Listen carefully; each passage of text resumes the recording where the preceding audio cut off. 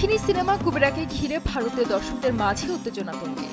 সিনেমাটি কেন্দ্রীয় চরিত্রে অভিনয় করেছেন ধানুষ ও নাগার্জুন আকিনেনির মতো তারকা, আর তাদের সঙ্গে আছেন ভারতের জাতীয় ক্রাশ খ্যাত অভিনেত্রী রশ্মিকা মান্দানা। আগামী 20 জুন সিনেমাটি মুক্তি পাবে বলে জানা যায়।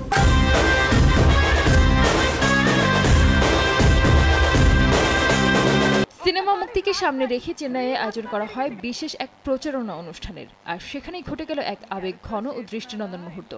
রশ্মিকা মান্দানাকে দেখা গেল নাগার্জুনার পায়ের কাছে বসে থাকতে। সেই দৃশ্য এখন সোশ্যাল মিডিয়ায় ভাইরাল।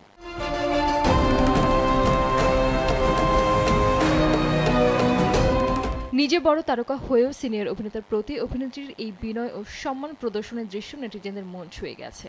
সবাই রশ্মিকার প্রশংসা করছেন। নতুন প্রজন্মের জন্য এটি শিক্ষামূলক বলেও দাবি করছেন অনেকে। पूरी सरकार हिलाने की पावर है, मुझे ये चाहिए सिद्धाबाजी। इस देश में पैसा और पावर ही चलता है, नियम कानून नहीं। অন্যদিকে একই অনুষ্ঠানে ধানুষের সঙ্গে রশ্মিকার খুনসুটিও নজর কেড়েছে। অভিনেত্রী নিজেও এই ইভেন্টের বেশ কিছু ছবি সামাজিক যোগাযোগ মাধ্যমে শেয়ার করেছেন। সেই ছবি ক্যাপশনে লিখেছেন, আমরা চেন্নাই থেকে শুরু করলাম কুবেরার প্রচারণা। চেন্নাই আমার শৈশবের স্মৃতিতে জড়ানো, তাই এখানে ফিরে আসা সবসময় খুব স্পেশাল। पैसे, पुलिस, कोर्ट सब उनका है, हम जैसों के हाथ में कुछ नहीं है। তিনি আরো যোগ করেন, ওই দিন আমি এত হেসেছি বিশ্বাস করতে পারছিলাম না, কি দারুণ একটা সন্ধ্যা ছিল। সিনেমাটি নিয়ে রশ্মিকা বলেন, শেখর কাম্মুলা পরিচালিত কুবেরা আমার কাছে নিখুঁত মশলাদার একটি রান্না। এখানে আছে জাদুকরি অনেক কিছু।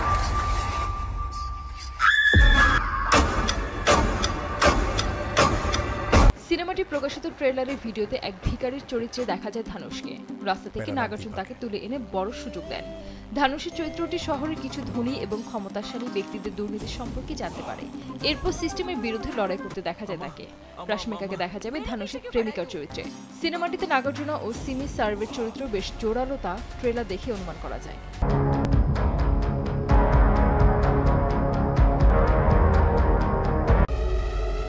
संजिद अख्तर, देश टीवी। आखिर क्यों जीऊं? जीने के लिए जियो।